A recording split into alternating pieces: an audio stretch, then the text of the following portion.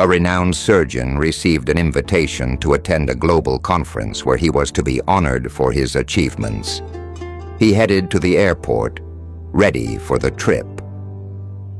About an hour after takeoff, the plane experienced a sudden malfunction and was forced to make an emergency landing. Frustrated, the doctor went to the information desk. They told him that the next available flight wouldn't be for another 15 hours.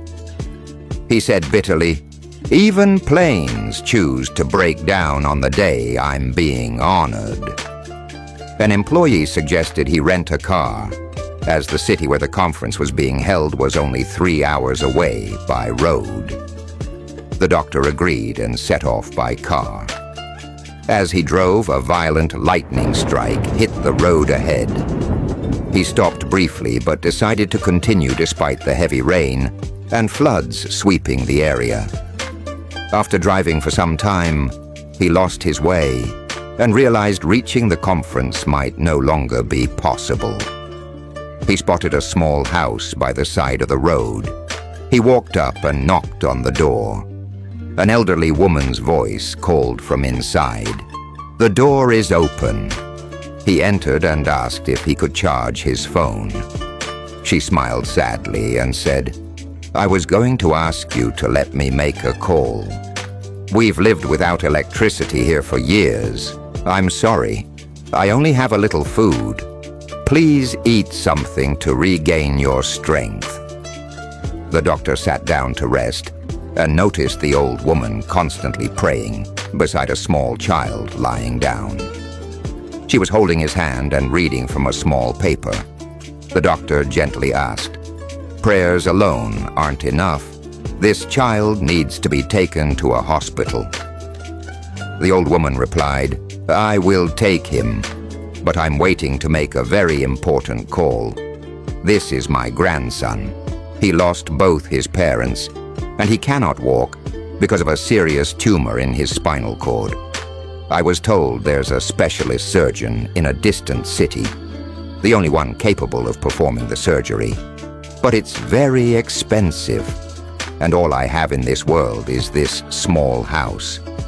She added, "Yesterday, a kind woman came by and, after hearing our story, gave me a piece of paper with the surgeon's phone number. We tried calling, but the number was unreachable. I have nothing left but prayer. I ask God to guide someone to help us. Maybe if we reach him, he might agree to operate in exchange for this house." The doctor, deeply moved, asked her to write down the surgeon's number. Maybe he could try reaching him.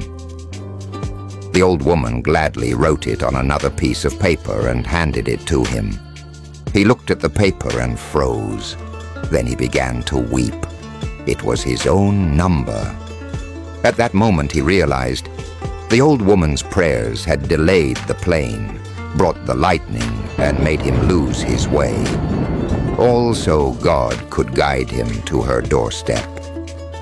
Indeed, God sets the universe in motion for his sincere servants, those who never stop praying and who believe that their prayers will be answered, no matter how far off the means may seem. Moral of the story: when a prayer comes from a heart full of faith, God creates the means and moves the world to answer it. Trust in God and sincere effort are never wasted. If you believe that every prayer has its time to be answered, write in the comments, "I will never give up on prayer." And if this story touched your heart, share it with someone you love. It might awaken hope or rekindle faith in someone's soul. Stay blessed.